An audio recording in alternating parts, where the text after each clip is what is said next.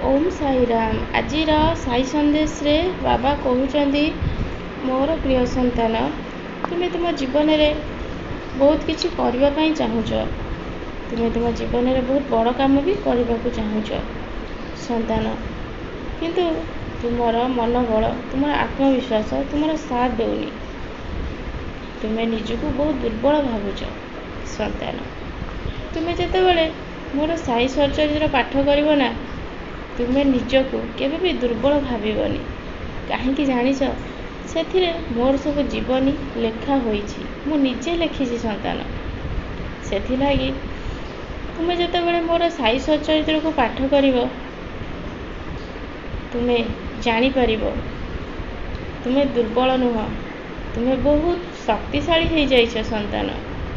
आ तुमको बहुत दिगरु साहाय्य मिलिबो, आउ तुम्हें बहुत आगू जीव। मोर साई सचरित्र द्वारा तुम जीवन तुम्हें परिवर्तन कर संतान। तुम्हें बहुत जगह को जाउछ, पैसा खर्च कर, किंतु मोर साई सचरित्र रे तुम्हें कौन सी पैसा खर्च करिया को पड़िबनी। तुम्हें खाली मोर साई सचरित्र को पाठ कर तुम जीवन में तुम्हें बहुत सुख आनंद प्राप्त कर।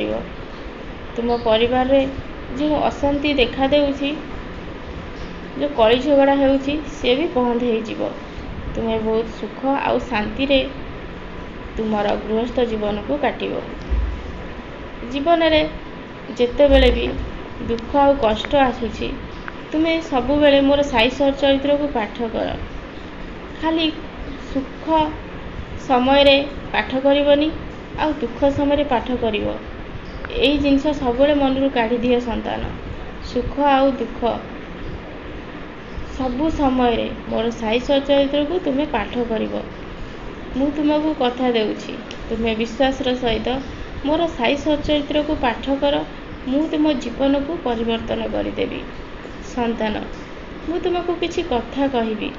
तुम्हें काली से नदी को जाइथिल, तुम्हें तो पहरा शिखिना संतान। ताहाले से भीतर को कहीं जाइथिल, निज जीवन को कौन विपद में पकैया पई। काली तुम सांगरे बहुत बड़ा अघटन घटी जाइथांता, हेले मु तुमको सेथुरु उद्धार करिछि संतान।